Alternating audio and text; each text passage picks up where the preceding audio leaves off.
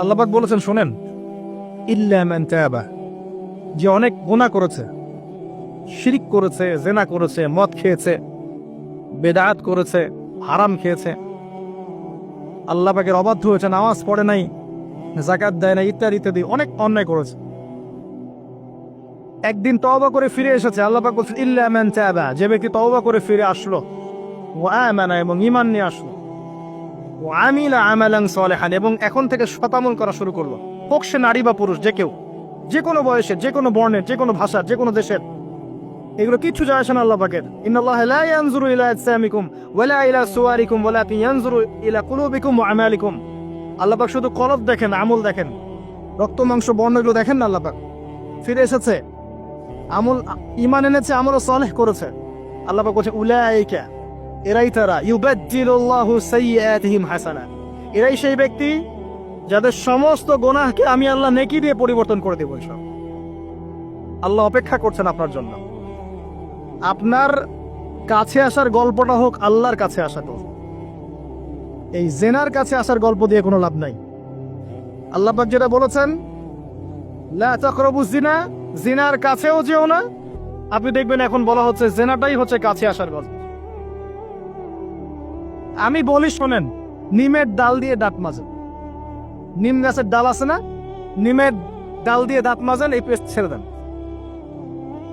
Boycott করে ফেলেন, দেখবেন কয়দিন পর ক্ষমা চাবে যে ভুল হয়ে গেছে, আমরা এগুলা এক বানাবো না। আমরা যে নরম সরম মানুষ, কোন ইনিশিয়েটিভ নিতে পারি না, এই জন্য চড়া হয়ে বসে থাকে। প্রতিটা সেক্টরেই দুর্নীতি চলছে। এই যে কাছে আসার গল্পের নাম দিয়ে মানুষকে জানা করাচ্ছে। যুবক যুবতী স্কুল লাইফ থেকে মাহরাম, গায়রে মাহরাম, এই গায়রে মাহরামের সাথে স্কুল লাইফ থেকে শুরু হয়। স্কুল লাইফে পড়ছে ক্লাস 8, 9, 10, ক্লাস 8, 9, 10 এর মেয়েরা, ছেলেরা এখন অ্যাডাল্ট। এরা এরা এমন কিছু করে যা আপনার কল্পনাও নাই। এই বয়সেও তো সব পাপ করা শেষ। এগুলো সাক্ষী আপনারাই, আমার উপর আমাকে ভালো মন্দ বলেন না, এগুলো সাক্ষী আপনারা নিজেরাই। নিজেদের ঘরগুলো দেখেন। আর সবচেয়ে বড় কথা হচ্ছে ঘরের মানুষ কিন্তু কথা শোনে না। দেখবেন আপনি সারা দুনিয়ায় দিন কায়েম করে ফেলছেন, দিনটা, আর আপনার ঘরটা হচ্ছে নূহ আলাইহিস সালামের মতো। দেখবেন বউ কথা শোনে না, স্বামী ছেলে কথা শোনে না। এটাই বাস্তবতা। কিন্তু নূহ আলাইহিস সালামের ঘটনা মনে নাই? 950 বছর দাওয়াত দিয়েছেন, শেষে গিয়ে বলছেন রব্বি আন্নী মাগলুবুন ফান্তাসির, আল্লাহ আমি পরাজিত হয়ে গেছি, আমাকে সাহায্য করো, আমি পারছি না। আল্লাহ পাক আযাব নাজিল করে দিলেন, তিনি পার হয়ে গেলেন না। ছেলে পার হয় না, ছেলে বলে আমি পাহাড়ে উঠে যাব, পাহাড় আমাকে সেভ করবে। নূহ আলাইহিস সালাম বলছেন আজকে কেউ সেভ করতে পারবে না আল্লাহর আযাব থেকে। একটু পরে ঢেউ এসে বাপ বেটার মাঝখানে পার্থক্য করে দিল, ছেলে ডুবে মরে গেল, তার স্ত্রী পর্যন্ত ঈমান নিয়ে আসলো না। আল্লাহর কাছে হাত তুলে দোয়া করছেন, আল্লাহ আমার ছেলে, আমার আহাল, আমার পরিবার। আল্লাহ ধমক দিয়ে বলছেন যে লাইসা মিন আহলিক, সে তোমার পরিবারের কেউ না। দেখবেন আপনি মাশাআল্লাহ দিনদার, আপনার ভিতরে ইসলাম এস্টাবলিশ করা ডিফিকাল্ট। মানুষ এখন খুব ব্যক্তি সচেতন, নিজের মনে যা চাবে সেটাই করবে। আর আনুগত্যকে তারা দাসত্ব মনে করে। কথা বুঝেন? আনুগত্য করাকে দাসত্ব মনে করে। আমি দাসত্ব করবো কেন?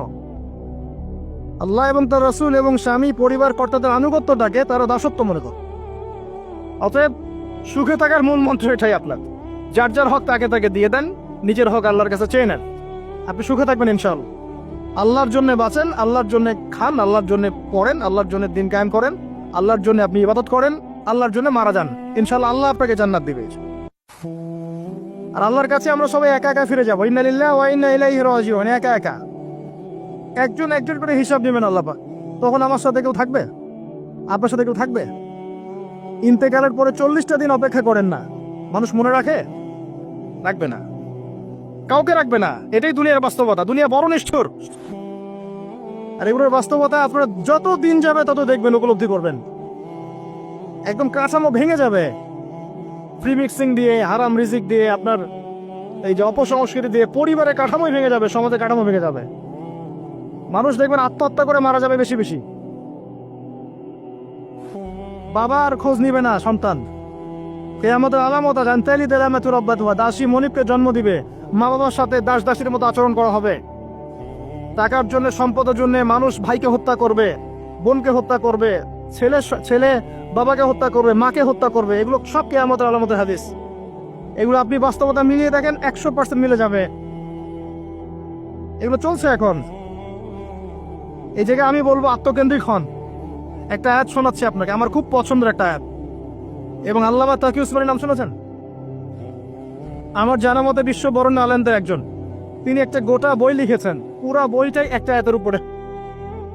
বইটা পড়েন, আপনার কাছে মনে হবে বইটার প্রতিটা কথা আপনার জন্য লেখা হয়েছে। তাসকিয়া, আত্মশুদ্ধি, আত্মশুদ্ধি ও তাসাউফ। ওই বইয়ের প্রথমে টাইটেল, একটা হেডলাইন আয়াত আছে, ইয়া আইয়ুহাল্লাযীনা আমানু, হে মুমিনগণ, আলাইকুম আনফুসাকুম, নিজের নফসের খবর নেওয়া, নিজের নফসের খবর নাও, নিজে ঠিক হও। মান লা ইয়াদুররুকুম মান দাল্লা ইন ইহতাদাইতুম, যারা পথভ্রষ্ট হয়ে যাচ্ছে বা গেছে, এদের পথভ্রষ্টতা তোমাদের কোনো ক্ষতি করবে না যদি তোমরা হেদায়েতের উপর থাকো। এর চেয়ে বড় কোনো মেডিসিন নাই। এই আয়াতের মধ্যে সবকিছু আছে, আমাদের সমস্যা এবং আমাদের সলিউশন। আমাদের সমস্যা হচ্ছে আমরা পরের দিকে বেশি চোখ তুলি, আঙ্গুল তাকাই, তোমার এটা ঠিক নাই, তোমার এটা ঠিক নাই, তোমার আকীদা ঠিক নাই, তোমার আমল ঠিক নাই, তোমার তাসকিয়া ঠিক নাই, তোমার রিজিক ঠিক নাই, ইত্যাদি ইত্যাদি। নিজের দিকে এতবার আঙ্গুল আমরা তুলি না। আমার আকীদা ঠিক আছে কিনা, আমার মানহাজ ঠিক আছে কিনা, আমার আমল বেদাত মুক্ত কিনা, আমার রিজিক ঠিক আছে কিনা, আমার পরিবার ঠিক আছে কিনা, আমার নফসে আত্মশুদ্ধি আছে কিনা, আমার ভিতরে হিংসা আছে কিনা, গীবত আছে কিনা, তোহমত দেই কিনা, অহংকার আছে কিনা, এগুলো আমাকে চিন্তা করতে হবে। আলাইকুম আনফুসাকুম, নিজের নফসের খবর নাও। এই নফস নিয়ে আল্লাহর কাছে যেতে হবে। এই একটা আয়াত যদি বুঝে আসে, আপনার প্রবলেম সলভ। এখানে সমস্যা হচ্ছে আমরা আগে মানুষের সংশোধন চাই, কিন্তু আল্লাহ বলছেন আগে নিজেকে সংশোধন করো। নিজে আগে সংশোধিত হও, একটা বাতি থেকে 1000টা বাতি জ্বলবে ইনশাআল্লাহ।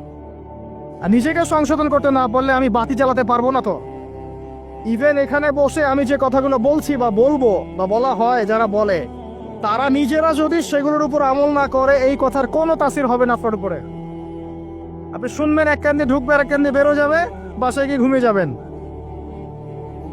এটা বাস্তবতা। রাসূলুল্লাহ, শোনেন, রাসূলুল্লাহ সাল্লাল্লাহু আলাইহি ওয়াসাল্লামের দাওয়াতে এত হিউজ মানুষ ইসলাম কবুল করলো কেন বলেন তো? মূল কারণ কি জানেন? ইসলামের প্রতিটা বিষয়ের উপরে নবী সাল্লাল্লাহু আলাইহি ওয়াসাল্লাম নিজে আগে আমল করে দেখিয়েছেন। এই জন্য তার কথার মধ্যে নূর এবং তাসির এবং বারাকা এত বেশি ছিল যে মানুষের কলিজার মধ্যে কথাগুলো আঘাত করেছে, মানুষ পরিবর্তন হয়েছে। আর আমাদের টোটাল উল্টা। এইখানে বসবো, এই ধরনের জায়গায় যারা বসি তাদের এক শ্রেণীর কথা বলছি, সবাই না।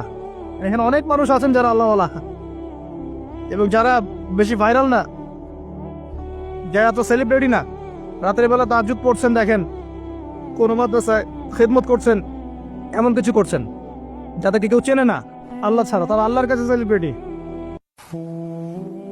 এখানে টোটালি উল্টা। আমরা বলি যেটা, সেটা নিজেরা করি না, আর সেটা করি যা বলি না। আমি আপনাদেরকে বলি, আমি যা জানি তা 30-40% আমি আপনাদেরকে বলতে পারি না,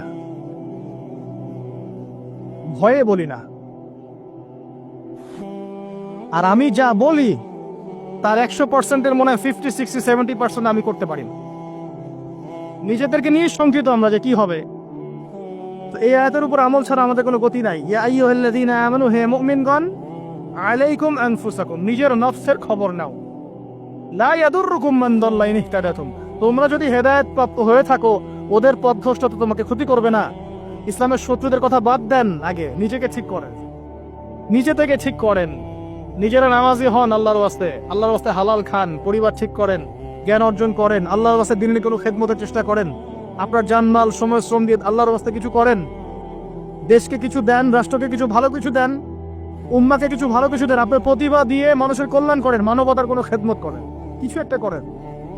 গবাদি পশুর মতো জীবনটাকে নষ্ট করবেন না। খাওয়া, ঘুমানো, পেশাব পায়খানা করা, স্ত্রী সহবাস করা, বাচ্চা পয়দা করা, ডেড, এই হলো আমাদের জীবনের প্যাটার্ন। এখন কিছু করেন।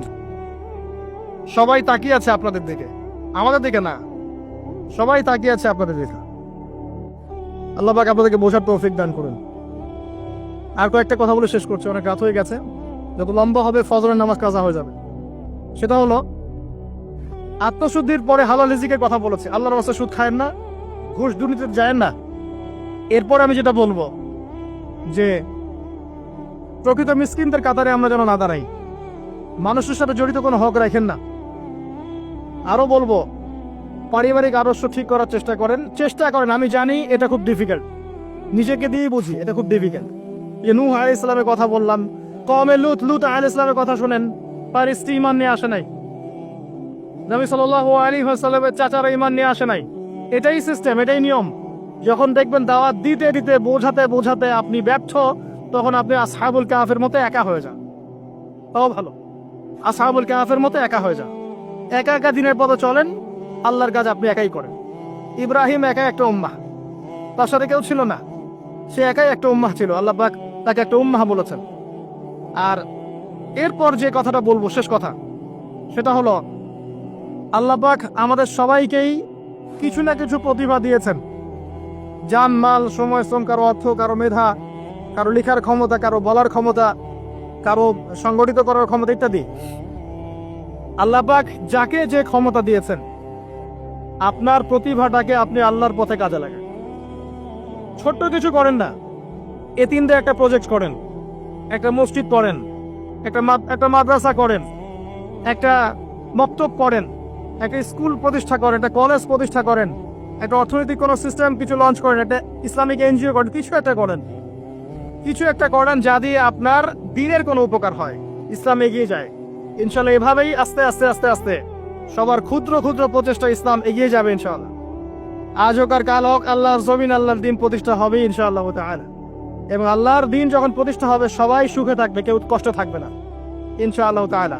আল্লাহ রাব্বুল আলামিন আমাদের সবাইকে পবিত্র কোরআন এবং সুন্নাহ অনুযায়ী জীবনযাপন করার তৌফিক এনায়েত করুন, আমিন। আল্লাহ রাব্বুল আলামিন আমাদের সবার পারিবারিক আদর্শ সুশৃঙ্খল করে দিন, ইসলামিক করে দিন। আমাদের সবাইকে আল্লাহ পাক হালাল রিজিকের ব্যবস্থা করে দিন, এবং আমাদের মা বোনদেরকে আল্লাহ পাক খাস পর্দায় থাকার তৌফিক দান করুন। বাহ্যিক চোখ দিয়ে আপনি সব কিছুকে দেখলে মনে হবে যে বিশ্ব এগিয়ে যাচ্ছে, কিন্তু ভিতর দিয়ে দেখলে, আল্লাহর নূর দিয়ে দেখলে বুঝতে পারবেন বিশ্ব আগাচ্ছে ঠিকই, কিন্তু তার ধ্বংসের দিকে আগাচ্ছে। সময়ের জন্য অপেক্ষা করতে থাকেন, এক পর্যায়ে কথাগুলো বুঝে আসবে ইনশাআল্লাহ। হয়তো এখন মাথার উপর দিয়ে যাচ্ছে, ইল্লা মাশাআল্লাহ। আগে জ্ঞানতাত্ত্বিক দর্শনটা ঠিক করেন। আমাদের দর্শনটা এখন এমন যে চাক্ষুষ যা দেখব সেটাই সত্য, অথবা পরীক্ষা নিরীক্ষা পর্যবেক্ষণের মাধ্যমে যে সিদ্ধান্তে আসা যাবে সেটাই সত্য। এবং আমাদেরকে পশ্চিমা বিশ্ব এটাই শিখিয়েছে, পশ্চিমারা আমাদেরকে এটাই শিখিয়েছে যে পরীক্ষা নিরীক্ষা, যুক্তি, বিজ্ঞান, দর্শন, এগুলোর মানদণ্ডে যা লাভ করা যাবে সেটাই জ্ঞান। এর বাইরে জ্ঞানের কোনো অস্তিত্ব নাই। এই জন্যে আল্লাহ তারা বিশ্বাস করে না, কারণ আল্লাহকে দেখা যায় না, সিম্পল। মালায়েকা, ফেরেশতা তারা বিশ্বাস করে না, কারণ ফেরেশতাকে দেখা যায় না। জিন জাতিকে তারা বিশ্বাস করে না, কারণ তাকে দেখা যায় না। একইভাবে রূহ বা আত্মা, স্বপ্নের ব্যাখ্যা, আপনার ঘুম, আপনার কবরের আযাব, মিজান, পুলসিরাত, জান্নাত, জাহান্নাম, আগেকার আসমানি কিতাব, নবী রাসূলগণ, কাউকে দেখা যায় না, অতএব এগুলোর কোনো অস্তিত্ব নাই। এটা তাদের দর্শন, এবং এই ফিলোসফি দিয়ে সারা বিশ্ব এখন চলছে। লান নুমিনা লাকা হাত্তা নারাল্লাহা জাহরা, যেমনটা বনু ইসরাইল বলেছিল, সূরা বাকারার দিকে আছে, প্রথম দিকে। হে মূসা, আমরা তোমার কথায় বিশ্বাস করব না যতক্ষণ না আল্লাহকে চাক্ষুষ দেখছি। কিন্তু Islamic philosophy different. Islamic philosophy হচ্ছে এমন, ওয়াকুলিল হাক্কু মির রাব্বিকুম, হক বা জ্ঞান, সত্য তোমার রবের পক্ষ থেকে আসে। ফালা তাকুনান্না মিনাল মুমতারিন, তুমি সন্দেহবাদীদের অন্তর্ভুক্ত হও না। সূরা কাহফের 29 নম্বর আয়াতে আল্লাহ পাক আরো বলেছেন, ওয়াকুলিল হাক্কু মির রাব্বিকুম ফামান শাআ ফালইউমিন ওয়া মান শাআ ফালইয়াকফুর। হক আল্লাহর পক্ষ থেকে আসে, জ্ঞান আল্লাহর পক্ষ থেকে আসে, সত্য মিথ্যার মানদণ্ড আল্লাহর পক্ষ থেকে আসে, ন্যায় অন্যায়ের মানদণ্ড আল্লাহর পক্ষ থেকে আসে, মানুষের মস্তিষ্ক থেকে বের হয় না।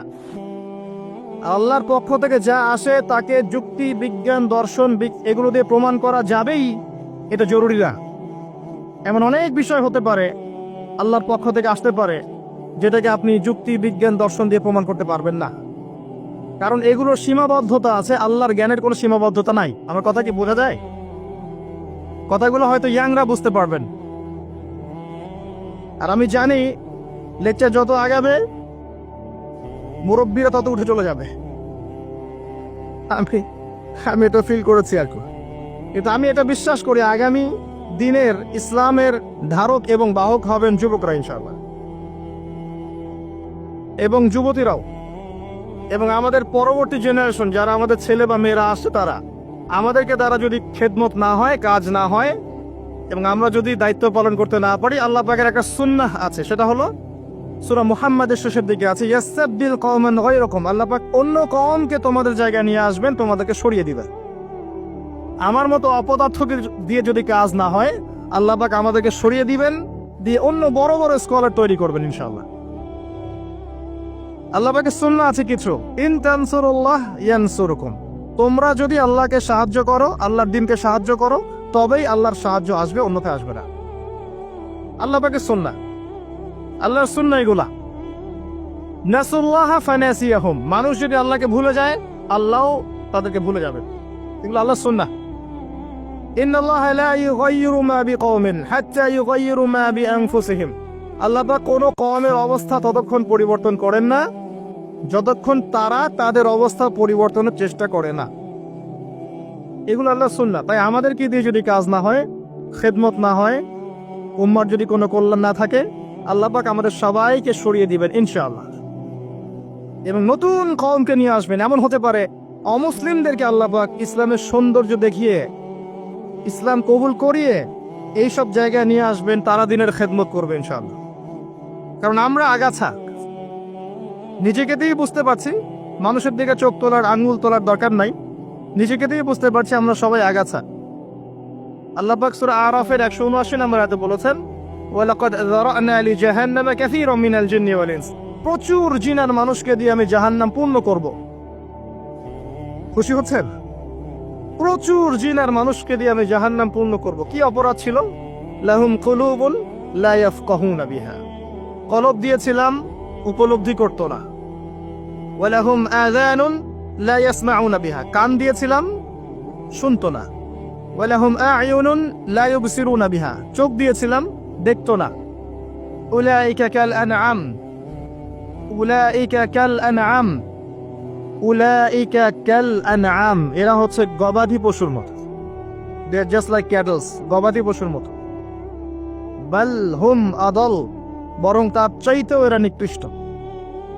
বা উলাইকা হুমুল গাফিলুন, এরা হচ্ছে গাফিল সম্প্রদায়। নিজেকে এমনই মনে হয়, হৃদয় দিয়েছেন আল্লাহ পাক, হয়তো বুঝতে পারছি না। আল্লাহ পাক কান দিয়েছেন, শুনি না। চোখ দিয়েছেন আল্লাহ পাক, দেখি না। কোন চোখ? বাইরের চোখ তো আবু জেহেলেরও ছিল না? তা আবু জেহেল দেখতে পারলো না কেন? সত্য কোনটা? তার কোন চোখ অন্ধ ছিল? হৃদয়ের চোখ।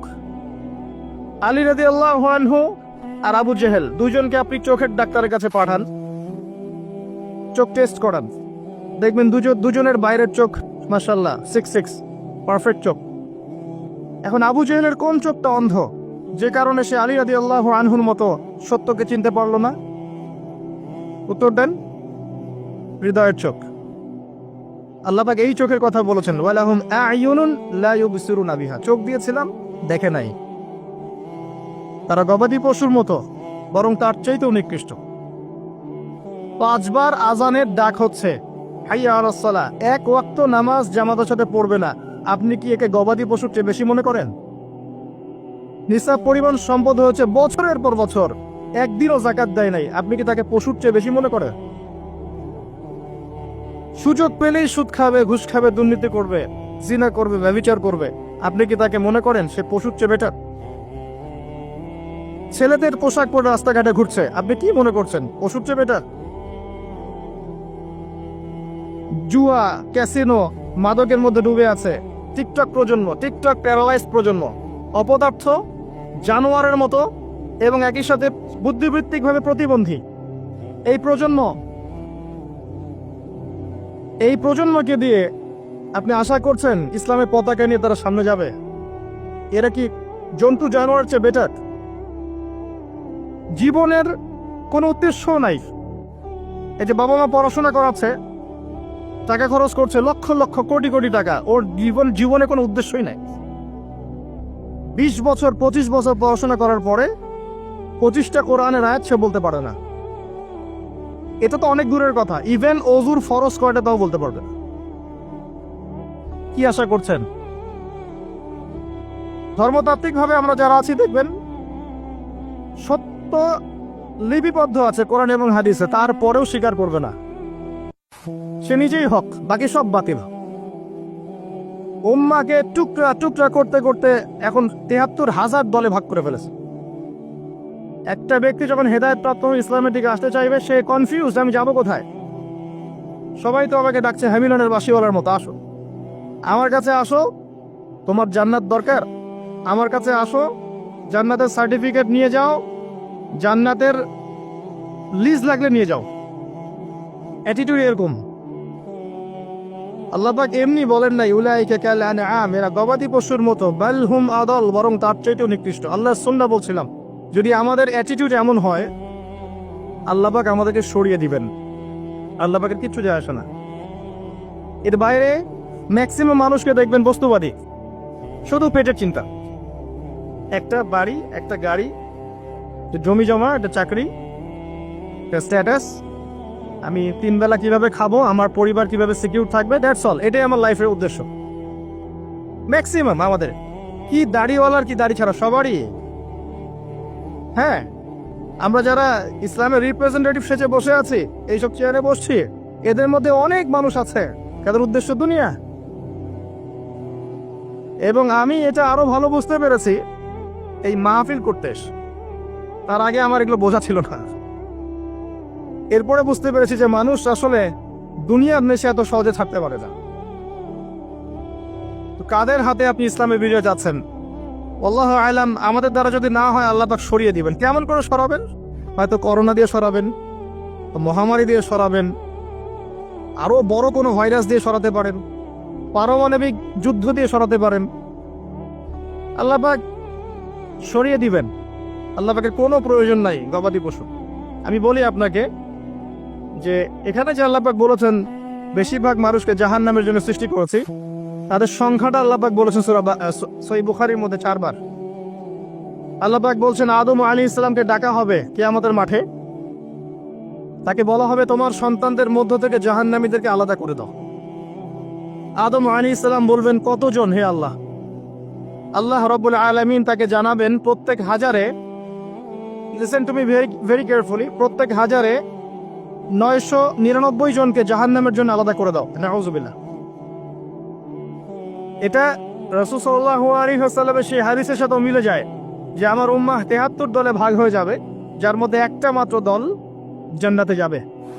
মা আনা আলাইহি ওয়া আসহাবি, আমি যার উপরে আছি, আমার সাহাবীরা যার উপরে আছে। আর যারা দলে দলে বিভক্ত হয়েছে, তারা সবাই এই হাদিসটা দিয়েই বিভক্ত হয়েছে।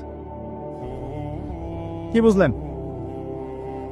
জান্নাতের লিজ লাগলে নিয়ে যাও, আমার কাছে জান্নাতের ডিলারশিপ আছে, ভাবখানে এরকম। কোন কোন ক্ষেত্রে আমরা আবার মানুষকে সহি করতে করতে করতে সহি ভুল পথেও নিয়ে গেছে। এখানেও সমস্যা আছে, চতুর্দিক থেকে সমস্যা।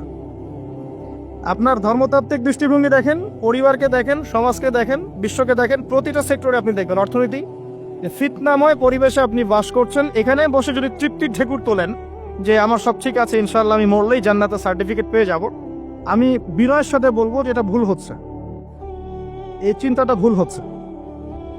কিছু প্র্যাকটিক্যাল কাজ আগে করা দরকার ছিল, আমাদের দরকার।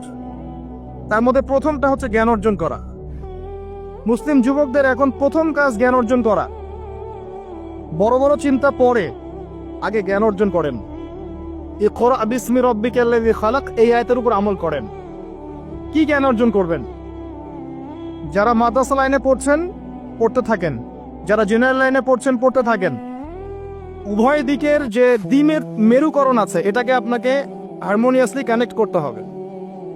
যেমন কিছু সাবজেক্ট আপনাকে পড়তে হবে, আপনি মাদ্রাসা লাইনেই পড়েন আর জেনারেল লাইনেই পড়েন। প্রথম সাবজেক্ট হচ্ছে আল কোরআন, এর উপরে কোনো জ্ঞান নাই। আল কোরআন, আল কোরআনের মধ্যে আবার কিছু কাজ আছে। আল কোরআনের প্রথমত তেলাওয়াত শিখতে হবে এবং নিয়মিত তেলাওয়াত করতে হবে। আপনি যদি আল কোরআনে নিয়মিত তেলাওয়াত করেন, আপনাকে কেউ বাধা দিবে? আমরা অনেক সময় আঙ্গুল তুলে তুলে রাখি উপরের দিকে, কিন্তু যে কাজগুলো আমরা করতে পারি সেগুলোই করি না। আপনি কোরআন চর্চা করেন, কেউ বাধা দিবে? প্রথম সাবজেক্ট আপনার কোরআন, এর তিলাওয়াত, এরপরে হচ্ছে অ্যারাবিক ল্যাঙ্গুয়েজ। অ্যারাবিক ল্যাঙ্গুয়েজের মধ্যে নাহু সরফ শিখতে হবে। মাদ্রাসা যে ক্লাসিক্যাল বইগুলো আছে সরফের এবং নাহুর, এসো আরবি শিখি, আবু তায়ের মিসবা শাইখের যে কোর্সগুলো আছে, বরেন ওলামায়ে কেরাম যারা আছেন কওমি মাদ্রাসার এবং যারা অ্যারাবিক সেকশনে খেদমত করছেন, এদের কাছে গিয়ে পড়ে থাকেন, পড়ে থেকে অ্যারাবিকটা শেখেন। অ্যারাবিক শিখলে আপনি কোরআনের অর্থটা বুঝতে পারবেন।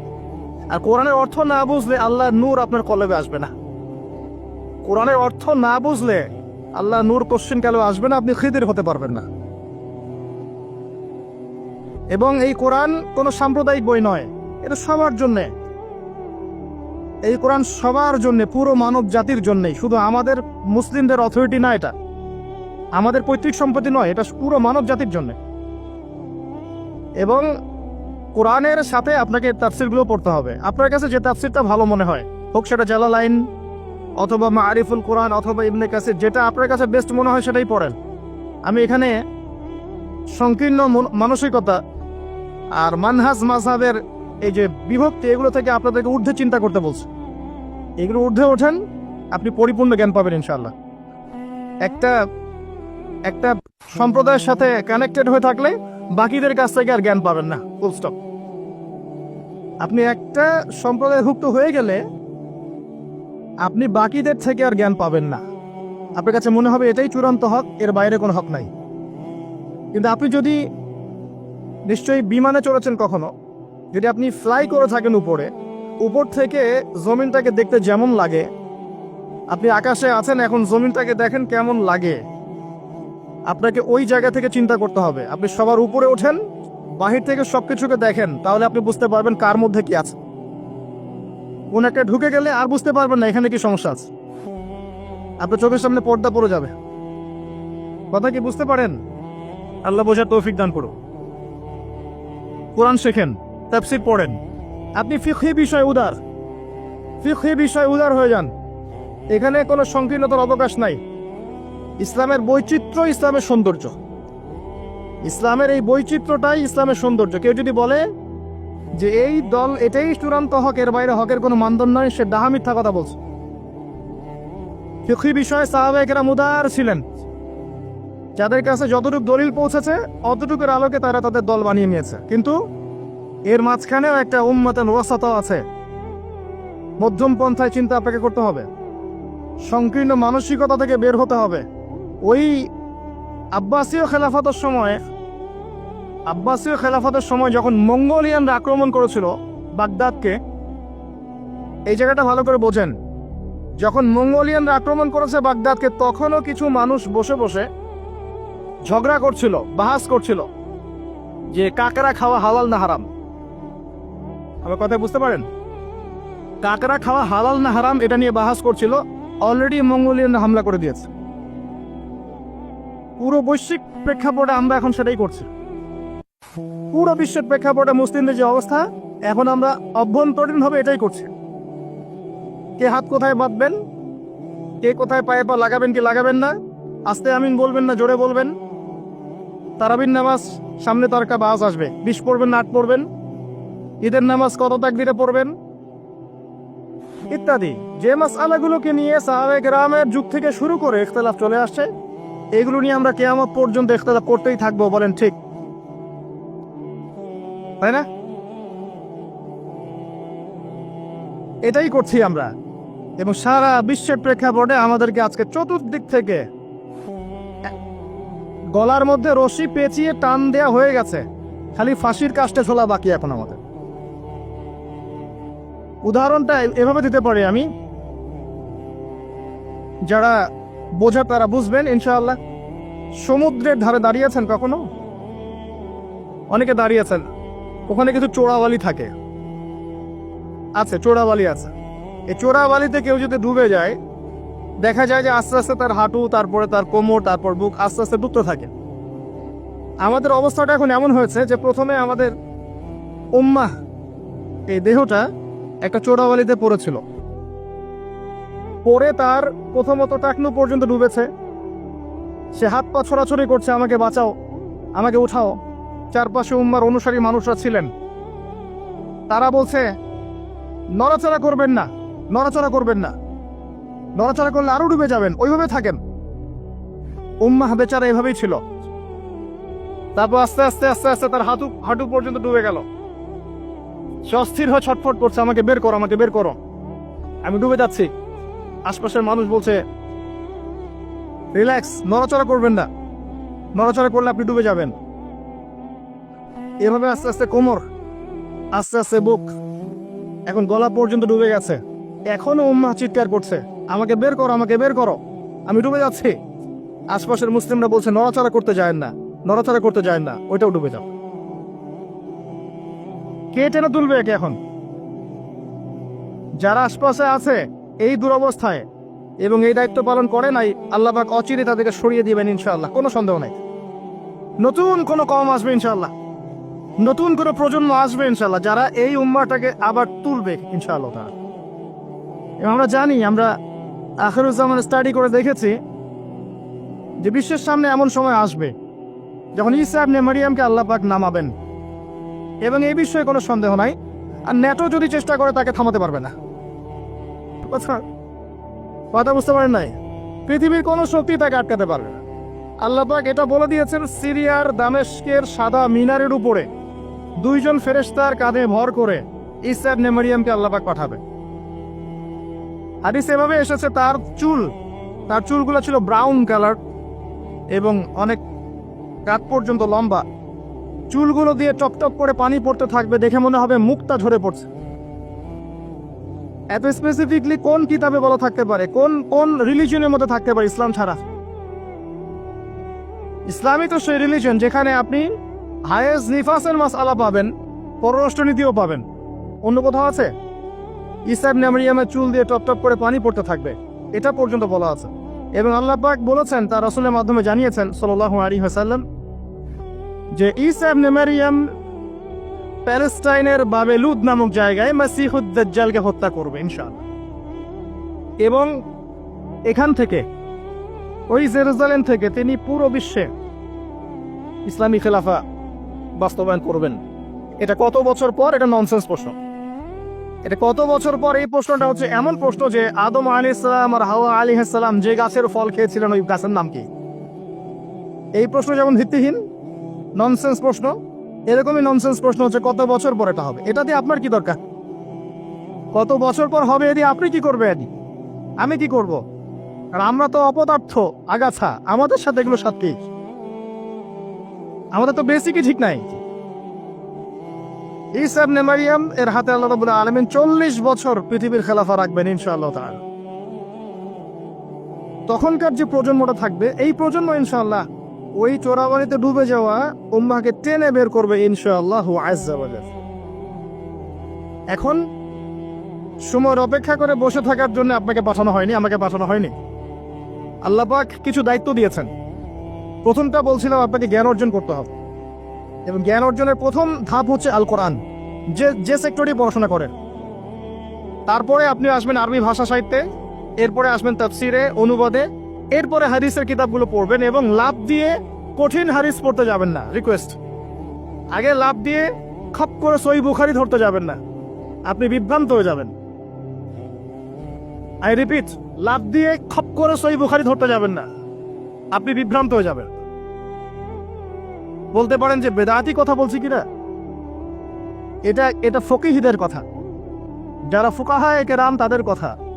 কারণ লাভ দিয়ে কেউ MBA পড়তে পারে না, লাভ দিয়ে কেউ মেডিকেল সায়েন্সের বই পড়তে পারে না, এক লাফে কেউ এই যে ডক্টরেট করতে পারে না, পারে। তাকে ধাপে ধাপে উঠতে হয়, আপনাকে ধাপে ধাপে উঠতে হবে। হাদিসে আরবাইন দিয়ে শুরু করেন, যে মাদ্রাসায় কওমি নিসাবে যারা পড়েছেন সবাই জানেন এই বিষয়গুলো। ফয়জুল কালাম দিয়ে শুরু করেন, ক্লাসিক্যাল বই, বুলুগুল মারাম মিন আদিল্লাতিল আহকাম, এগুলো দিয়ে আগান। মিশকাতুল মাসাবিহ দিয়ে আগান। মিশকাত পড়তেই তো দাঁত ভেঙে যায়, এত সহজ মনে করেছেন?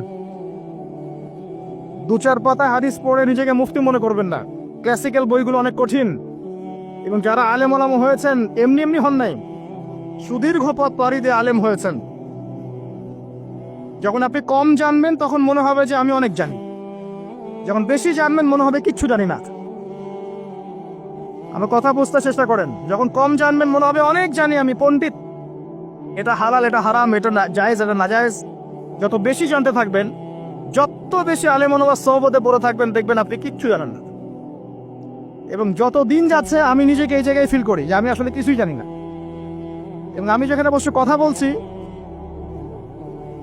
রাতের অন্ধকারে আমার কান্না আসে যে আমি যে এখানে বসে কথা বলছি, তাহলে উম্মার কি অবস্থা বোঝা আমার শেষ। কথা বুঝতে পারছেন না? এখানে বসা উচিত ছিল এমন মানুষের যাদের হাতে ইসলামের বিজয় হবে। সেখানে আমার মতো নগণ্য মানুষ বসে আছে, তার সাথে একটা ছবি তোলার জন্য মানুষ হুমড়ি খেয়ে পড়ছে। তারা চিন্তা করেন বাস্তবতা কি জিনিস। আল্লাহ পাক আমাদেরকে বুঝ দান করুক। প্রত্যেকটা ঘরে ঘরে একটা করে ইসমাইলের মতো ছেলে তৈরি করেন আলাইহিস সালাম। প্রত্যেকটা ঘরে ঘরে একটা ওমর এবং খালিদের মতো ছেলে তৈরি করেন। মারিয়াম আয়েশা রাদিয়াল্লাহু আনহুমা তাদের মতো করে মেয়ে তৈরি করেন। আজকে থেকে 50 বছর পরে রেজাল্ট পাবেন ইনশাআল্লাহ। ইসলামের বিজয় হুট করে হবে না। আল্লাহ পাকের সিস্টেম সুন্নাহ হচ্ছে আল্লাহ পাক হঠাৎ করে কিছু করেন না। রাত থেকে দিন হয়, ধীরে ধীরে হয়। দিন থেকে রাত হবে, ধীরে ধীরে হবে। ধাপ করে রাত হয় না, ধাপ করে দিন হয় না। আর আমরা এটা আশা করে বসে আছি যে ধাপ করে মনে হয় ইসলাম বিজয় হয়ে যাবে, জি না? ঈসা ইবনে মারিয়ামের সেই সময় আসতেও দেখবেন অনেক পর্যায়ে পার হবে। বিশ্ব এই অবস্থা থাকবে না, 1/3 মানুষই থাকবে না, ডেড। এবং কে জানে আগামী 10 বছরের মধ্যে নাও থাকতে পারে। আল্লাহু আলাম। যা শুরু হয়েছে বিশ্বে, যারা আমাদেরকে হিউম্যানিটি শিখাতো, এক সময় মানবতা শিখাতো, এরাই দেখবেন এখন অমানবিক আচরণ করছে। এটা ওপেন সিক্রেট। যারা আমাদেরকে মানবতা ধ্বজাধারী হয়ে আমাদেরকে মানবতা শেখায়, আমরা যদি বাধ্য হয়ে কারো কাছে বহির্বিশ্বের কাছে ঋণ চাই, আমাদেরকে নিয়ে ঠাট্টা মশকরা করে। আর এগুলো এখন সব মিডিয়াতে আসে, আমাদেরকে কিছু মনেই করে না। অ্যারোগেন্ট জাতি এ পশ্চিমারা। আল্লাহ পাক এমন কলিউশন লাগিয়ে দিবেন যে ওরা আপোষে মারামারি করে শেষ হয়ে যাবে, দেখে নিন। আল্লাহ পাক এমন কলিউশন লাগিয়ে দিবে যে পুরো ওই জায়গাটা ধসে যাবে। পৃথিবীর 3টা বড় বড় ভূমিকম্প বাকি আছে এখনো, তার মধ্যে একটা হবে পশ্চিমা বিশ্বে, আর একটা অবশ্য পূর্ব দিকে যেখানে আমরাও থাকি, আরেকটা হচ্ছে আমাদের আমিরুল মুমিনিনদের দেশে, দুবাই আরব কন্টিনেন্ট। তারা আমাদের এখন আমিরুল মুমিনিন না, অনেক মানুষ তাই মনে করে যে আরবিতে কথা বললেই আমিরুল মুমিনিন, কাবাঘর একটু ঘষা মাজা করলেই আমিরুল মুমিনিন। সুবহানাল্লাহ। আপনি এক চোখ দিয়ে রেখেছেন, আপনার ভিতরে চোখ অন্ধ। ইসরায়েল পুরো জায়গা ক্যাপচার করে ফেলবে অচিরে ইনশাআল্লাহ তাআলা, নাকের ডগায় বসেই। এবং মুসলিমরা মেনেও নিবে সেগুলা, তার সাথে বন্ধুত্ব করে ফেলবে এবং সে ডমিনেট করবে পুরো আরব বিশ্বকে। চ্যালেঞ্জ করলাম, দেখে নিন ইনশাআল্লাহ তাআলা। আপনি এখন অন্ধ। ইমামুল মাহদি যখন আসবে তখন দেখবেন তার উপরেই চাপ সৃষ্টি করা হবে। ইমামুল মাহদিকে নিঃসন্দেহে সন্ত্রাসী বলা হবে যদি ওই সময় মিডিয়াগুলো থাকে, এবং মুসলিমরাই এগুলো ঢোল পিটাবে, দেখে নিন। এক শ্রেণীর মুসলিম বের হয়ে যাবে তখনও, যখন বলবে যে ইমামুল মাহদি খারেজি, এটাও বলবে। অপেক্ষা করতে থাকেন, জ্ঞান অর্জন করেন প্রিয় ভাই। হাদিসে কিতাবের কথা বলছিলাম, আগে বড় জায়গায় যায় না, মিশকাত শেষ করেন, আস্তে আস্তে ইবনে মাজায় যান, তিরমিজিতে যান, আবু দাউদ পড়েন, নাসাই পড়েন, পরে যান বুখারী মুসলিমে। তখন কি ইনশাআল্লাহ আপনি বুঝতে পারবেন। আর এই পড়াশোনা করবেন কোথায়? একা একা? বাজার থেকে যাব, পাবলিকেশন থেকে বই কিনবো, আরবি এবারত জবর যে প্রেস দিয়ে আছে পড়বো, বাংলা অনুবাদ করবো, মুফতি হয়ে যাবো, তাই নাকি? শুকরান। কে বলেছেন কথাটা? শুকরান। ওস্তাদ লাগবে, ওস্তাদ লাগবে, ওস্তাদ। আর ওস্তাদ খুঁজতে গিয়ে সাম্প্রদায়িক হয় না যে আমি এই মাযহাব ফলো করি, এই মাযহাবের বাইরে কোনো ওস্তাদ নিব না, আমি এই দল করি, এই দলের বাইরে কোনো ওস্তাদ নিব না। তখন কি হবে? আপনি দলীয় সাম্প্রদায়িকতায় চলে যাবেন। আপনিও তখন মুকাল্লিদ হবেন। মানুষকে মুকাল্লিদ বলছেন, আপনি নিজেও তো মুকাল্লিদ। একজন আলেম বই লিখেছেন, ধরেন আমার হাতে একটা বই আছে, নামাজ শিক্ষার বই, কথার কথা। তো এখন এই বইটার মধ্যে তিনি কিছু দলিল দিয়েছেন, রেফারেন্স দিয়েছেন, নামাজকে সাবিত করেছেন, আপনি এখন সেটা ফলো করছেন। হাদিসের নাম্বারগুলো দেওয়া আছে, আপনি ফলো করছেন। ফলো করে বলছেন আমি গায়রে মুকাল্লিদ, তোমরা সবাই মুকাল্লিদ। এই যে বইটা তিনি লিখলেন, আপনি তো লেখককে ফলো করছেন, লেখক যা লিখেছেন তাই ফলো করছেন। অবশ্যই আপনিও তার মাযহাব মেনেছেন, তার মতকে মানেন নাই, মেনেছেন। নাকি আপনি প্রত্যেকটা হাদিসকে যাচাই বাছাই করে দেখেছেন কোনটা সহিহ কোনটা যঈফ? দেখেছেন? তাহলে আপনি তার মত মেনেছেন, আর মত তো মানতেই হচ্ছে। এই মতটুকু না মানলে তো আমি দিন বুঝতেই পারবো না। পারবো? আমরা কি সবাই স্কলার, মুস্তাহিদ? আমরা কি সবাই ইস্তেহাদ করার যোগ্যতা রাখি? তাহলে নিঃসন্দেহে এমন মানুষের কাছে যেতেই হবে যিনি ইস্তেহাদ করার যোগ্যতা রাখেন। তিনি যখন গবেষণা করে একটা ফতোয়া দিবেন, আমি সে ফতোয়াটাকে সর্বোচ্চ আমার সাধ্যমতো মেলানোর চেষ্টা করতে পারি এবং অন্যান্য আলেমদের কাছে শরণাপন্ন হতে পারি যে আপনারা এটার ব্যাপারে কি মত দিচ্ছেন। কিন্তু আমাকে তো সাধারণ মানুষ হিসেবে আলেম ওলামার কাছে যেতেই হচ্ছে এবং মাযহাব মানতেই হচ্ছে। বিষয়টা এমন নয় যে আমি সরাসরি কোরআন সুন্নাহকে মানতে পারি। পারি কি? কোরআন এবং সুন্নাহর প্রত্যেকটা জিনিস বোঝার সরাসরি যোগ্যতা আমার আছে? যদি না থাকে তাহলে মাধ্যম লাগে না? এই মাধ্যমটা কি নাজায়েজ? এই জায়গায় তো আমরা সমস্যায় ভুগছি। নিজে নিজে পণ্ডিত হয়ে যাই আর নিজে নিজে বিভিন্ন দল উপদল খুলে বসে থাকি, মানুষকেও আহ্বান করতে থাকি, আর যে আমার আহ্বানে সাড়া দেয় না তাকে বলে দেই তুমি খারাজি। আল্লাহ পাক আমাদেরকে বোঝার তৌফিক দান করে। উস্তাদ লাগবে, উস্তাদ। তৃতীয় জিনিসটা হচ্ছে আপনি পড়াশোনা করবেন আলেম ওলামার সোহবতে গিয়ে, এবং এই পড়াশোনাটা একা একা করতে পারবেন না। আপনি তাদের কাছে যাবেন, আরবির ক্লাসিক্যাল বইগুলো পড়বেন। এটা শুধু পড়ার জন্য নয়, বরং তাদের সোহবতে থেকে, চরিত্র থেকে জ্ঞান শেখার জন্য। আমার কথাটা বোঝার চেষ্টা করেন। আপনি যখন একটা মানুষের সাথে ওঠা বসা করবেন, তার চরিত্র দেখে আপনি সুন্নত শিখতে পারবেন।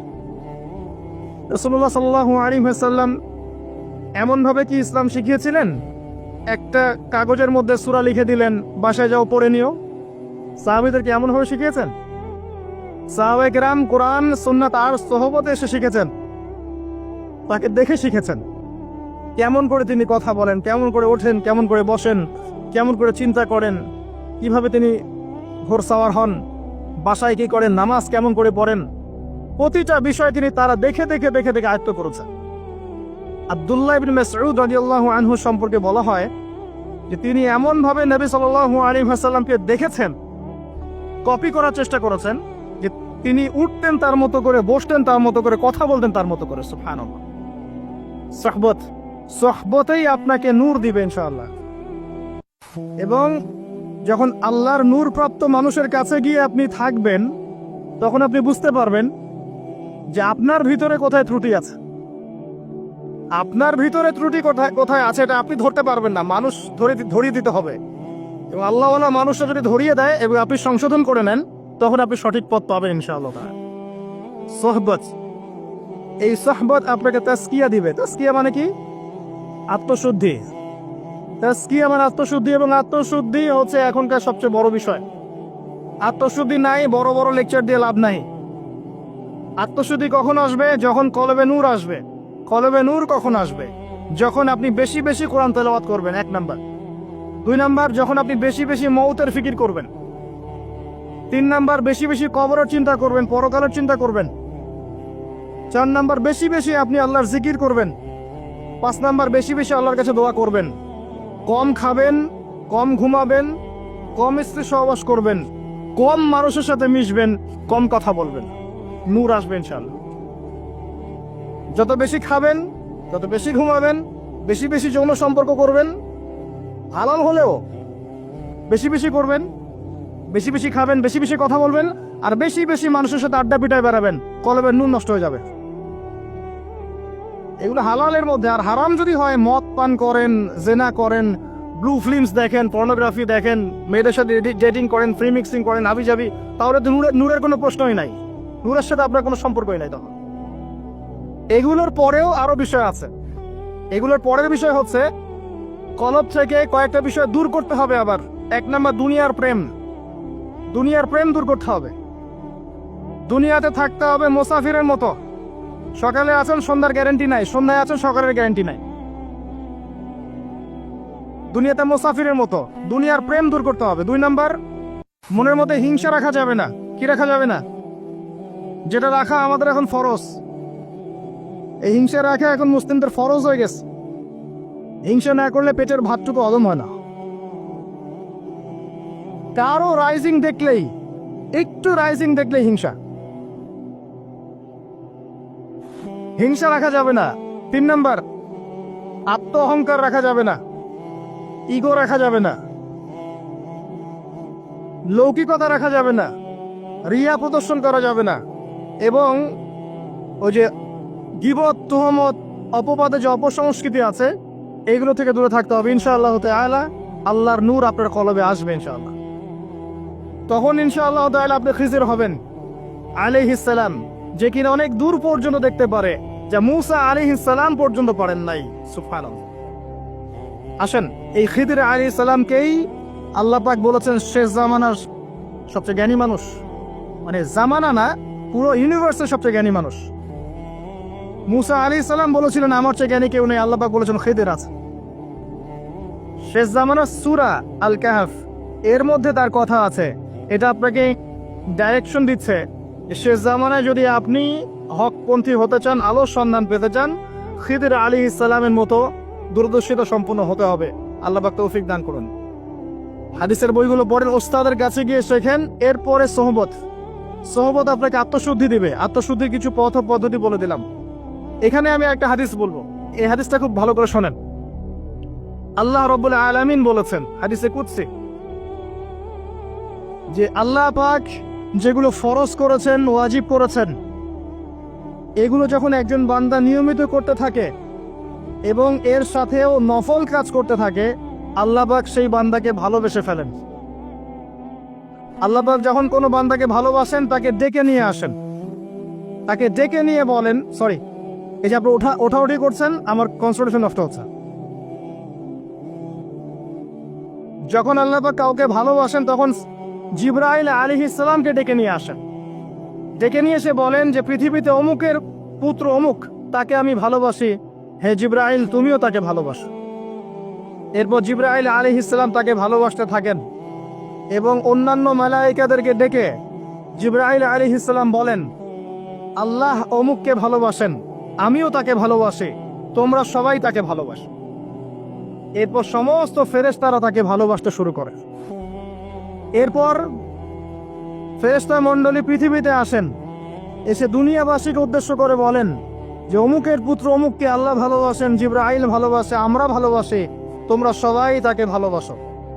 এরপর দুনিয়ার মানুষদের কাছে তার মর্যাদা বাড়িয়ে দেওয়া হয়, তার দিকে মানুষের মনকে ঘুরিয়ে দেওয়া হয় এবং তার প্রতি মানুষের ভালোবাসা সৃষ্টি করে দেওয়া হয়। আল্লাহ পাকের নূর যখন আপনার ভিতরে আসবে, ইনশাআল্লাহ দেখবেন আল্লাহ রাব্বুল আলামিন আপনার হাতে তার দ্বীনের পতাকা দিবেন ইনশাআল্লাহু আযজা ওয়া জাল্লা। তাজকিয়ার প্রয়োজন, তাজকিয়া না আসলে নূর আসবে না। লাভ নাই ভাই, প্রচুর ইবাদত বন্দেগী করে মনের মধ্যে অহংকার রেখে কোনো লাভ নাই। অনেক কিছু করছেন, নিজেকে মনে করছেন আপনি সুপিরিয়র, অন্যরা সব ককরোচ, আপনি জান্নাতের ডিলার, লাভ নাই। ইবলিসের আকীদা এটা ইবলিসের আকীদা। খলাকতানি মিন নার ওয়া খলাকতাহু মিন তিন। এখন যারা ইসলামের বিপক্ষে আছে, তাদের মধ্যে থেকে আল্লাহ পাক খালিদ এবং ওমর রাদিয়াল্লাহু আনহুর মতো সাহাবী বের করতে পারেন। আল্লাহ পাকের সুন্নাহ বোঝা খুব দুষ্কর। যাকে আপনি তুচ্ছ করছেন, আল্লাহ পাক তাকে হেদায়েত দিয়ে আপনার চেয়ে বড় জায়গায় নিয়ে যেতে পারেন। যাকে আপনি বড় কাফের মনে করছেন, আল্লাহ পাক কাল তাকে হেদায়েত দিয়ে ইসলামের খেদমত করাতে পারেন। আবার আল্লাহ পাক আপনাকে, যিনি 5 ওয়াক্ত নামাজ পড়ছেন, রোজা রাখছেন, আপনাকে পথভ্রষ্ট করে দিয়ে জাহান্নামে নিতে পারেন। অতএব আত্ম অহংকারের কোনো সুযোগ নাই। তাজকিয়া দরকার। কদ আফলাহা মান যাক্কাহা ওয়া কদ খাবা মান দাসাহা। قد أفلح من تزكى وذكر اسم ربه فصلى بل تؤثرون الحياة الدنيا والآخرة خير وأبقى। তাজকিয়ার পরে কি করবেন? চেষ্টা করেন হালাল রিজিক অন্বেষণ করার। আল্লাহর ওয়াস্তে সুদ খায়েন না, আল্লাহর ওয়াস্তে ঘুষে যায় না, আল্লাহর ওয়াস্তে, আল্লাহর দোহাই দিয়ে বলছি দুর্নীতি করেন না, আল্লাহর ওয়াস্তে মানুষের সম্পদ আত্মসাৎ করেন না। আল্লাহকে ভয় করেন, আল্লাহর ওয়াস্তে করেন, আল্লাহর ওয়াস্তে ছেড়ে দেন। হাত জোর করে রিকোয়েস্ট করছি, সুদ খায়েন না। নিজের মায়ের সাথে জেনার মতো অপরাধ, নিজের মায়ের সাথে জেনার মতো অপরাধ, এটা আমার কথা নয়, এটা মুহাম্মদ সাল্লাল্লাহু আলাইহি ওয়াসাল্লামের কথা, যাকে কবরে আপনাকে দেখানো হবে, যিনি আপনার জন্য সুপারিশ করবেন কাল কিয়ামতের মাঠে, যিনি আপনার জন্য হাউজে কাউসারের পানি নিয়ে দাঁড়িয়ে থাকবেন, আপনার উসওয়াতুল হাসানা, সেই মুহাম্মদ সাল্লাল্লাহু আলাইহি ওয়াসাল্লামের কথা। সুদ খেও না।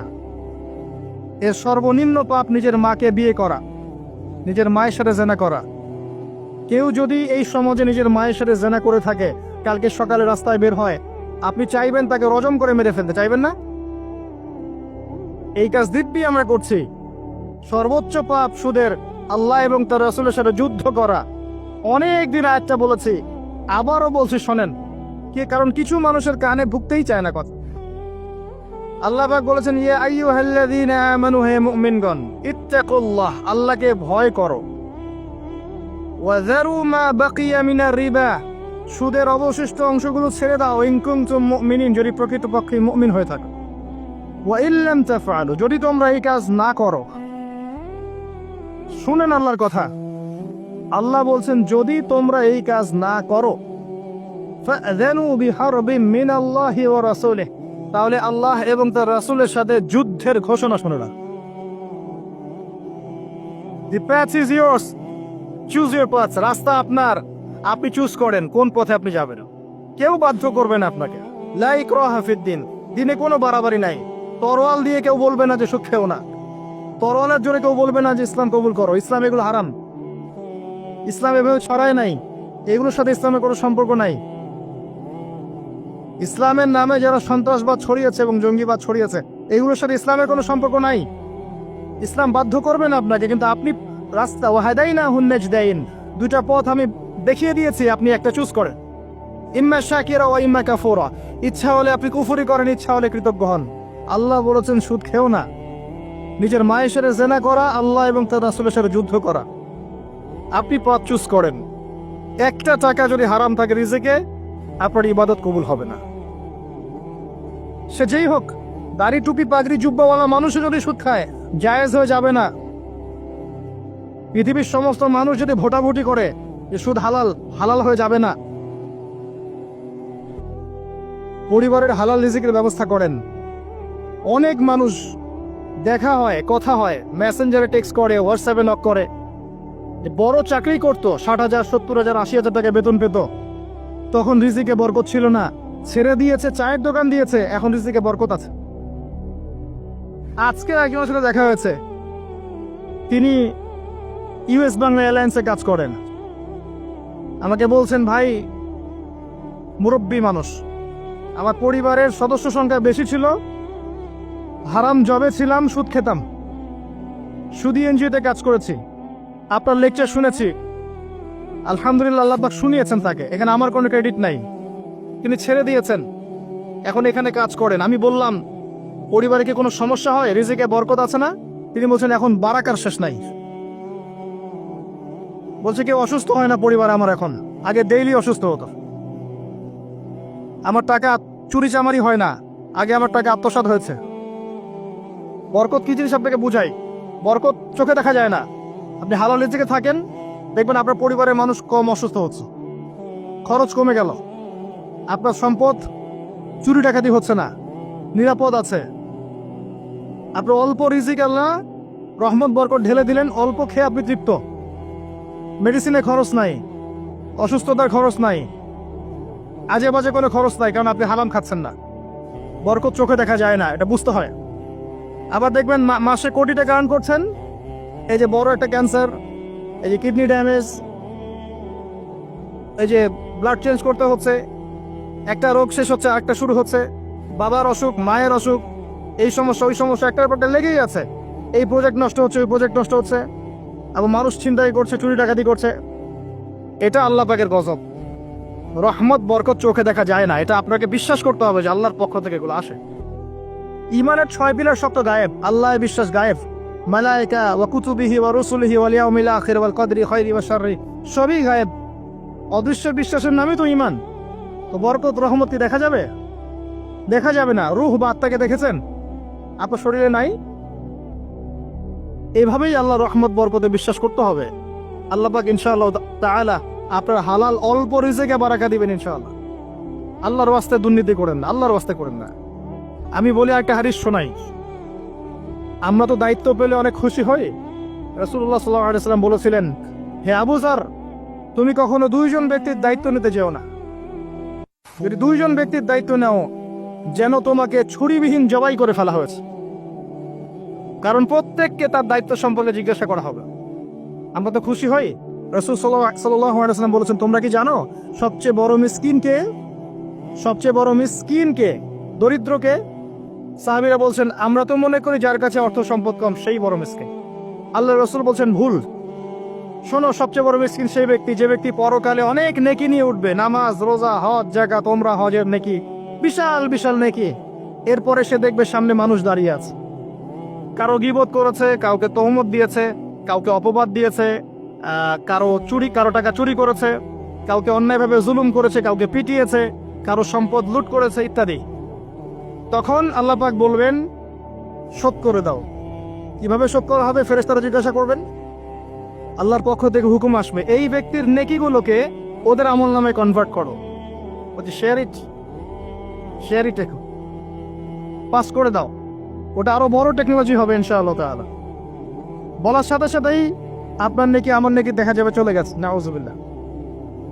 এবার সব নেকি শেষ। এবার কি হবে? অর্ডার আসবে, তাদের গুনাহগুলোকে এই ব্যক্তির আমল নামে চাপিয়ে দেওয়া হবে। এরপর আল্লাহ পাক বলবেন, ইকরা কিতাবাক, পড়ো তোমার কিতাব, ওয়া কাফা বিনাফসিকা আল-ইয়াওমা আলাইকা হাসিবা, আজকে তুমি তোমার হিসাব নেওয়ার জন্য যথেষ্ট। এই কিতাব আর ডান হাতে আসবে না, ঘুরে আসবে। ওয়া আম্মা মান উতিয়া কিতাবাহু বিশিমালিহি ফাসাউফা ইয়াদউ সুবুরা, তখন সে মৌতকে ডাকতে থাকবে, হায় আজকে আমার একটা মৃত্যু দিয়ে কাজ হবে না, হাজারটা মৌত আমার দরকার।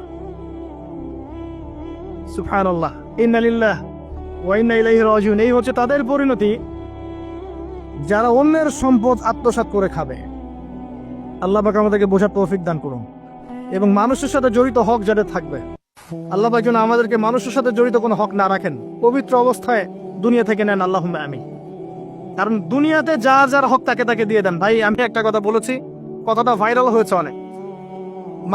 মানুষের অবস্থানকেই ভালোবাসে, মানুষ কখনোই মানুষের অন্তঃসত্ত্বাকে ভালোবাসে না। অবস্থান আপনার ভালো, আপনার পিছনে মানুষের অভাব থাকবে না। আজকে আপনার ক্ষমতা আছে, পাওয়ার আছে, খ্যাতি আছে, ইত্যাদি আছে, মানুষ দেখবেন পিছনে ঘুরঘুর করছে, এবং এরা কিন্তু সবাই সবার স্বার্থেই ঘুরঘুর করছে। এর বাইরে আল্লাহ পাক কিছু মানুষের মনে আল্লাহর পক্ষ থেকে মহব্বত দেন, এটা আলাদা বিষয়। এটা শুধু ধার্মিকদের ক্ষেত্রেই সম্ভব। ওই দুই ব্যক্তি যারা আরশে ছায়া পাবে, যারা একে অপরকে আল্লাহর ওয়াস্তে মহব্বত করেছে, তাই না? অতএব আল্লাহর পক্ষ থেকে একটা মহব্বত থাকে, এটার কোনো স্বার্থ থাকে না, নিঃস্বার্থ ভালোবাসা। এটা টোটালি নিঃস্বার্থ ভালোবাসা, কোনো স্বার্থ নাই। কিন্তু দুনিয়ার ভালোবাসা স্বার্থপর। অবস্থানকে আপনাকে মূল্যায়ন করা হবে। আপন শুধু আল্লাহ পাক আপনার। আল্লাহর জন্যে যার হক তাকে দিয়ে দেন, নিজের হক আল্লাহর কাছে চেয়ে নেন, আপনি সুখে থাকবেন ইনশাআল্লাহ। এর চেয়ে কোনো ফিলোসফি নাই দুনিয়াতে সুখে থাকা। আপনি মানুষকে সন্তুষ্ট করতে পারবেন না, পরিবার, বাবা মা, ছেলে মেয়ে, বউ বাচ্চা, কাউকে সন্তুষ্ট করতে পারবেন 100% আপনি কাউকে সন্তুষ্ট করতে পারবেন না। সারা জীবন করে যাবেন, আপনার বিরুদ্ধে অভিযোগ থেকেই যাবে। শুধু আল্লাহ রাব্বুল আলামিন অপেক্ষা করে বসে আছেন। এই বসে আছেন কথাটাকে আবার ভাইরাল করে বিতর্কিত করেন না। এই বসে আছেন বুঝিয়েছে আল্লাহ পাক অপেক্ষা করছেন। মুশকিল মিডিয়ার সামনে কথা বলা, বলবো একটা তালগোল পাকিয়ে বানাবে আরেকটা। এই কারণে আমি মিডিয়া এখন পছন্দ করি না। প্রয়োজনে আমি মাঠে ময়দানে জুমার খুতবা দিব, আমার কোনো দরকার নেই মিডিয়া, কোনো প্রয়োজন নেই আমার। কিছু অফিসিয়াল রাখা হয়েছে এই কারণে, যাতে এই কথাগুলো এর মধ্যে ভালোটুকু মানুষের কাছে পৌঁছে যায়, খারাপটুকু আমরা মুছে ফেলে দিই। আমার খারাপের দরকার নাই। আর এগুলো করে করে মানুষের ক্ষতি করেছে আমরা অনেক। দিন দিন আলেম ওলামাদের সংখ্যা এই বাংলার মাটি থেকে কমে গেছে।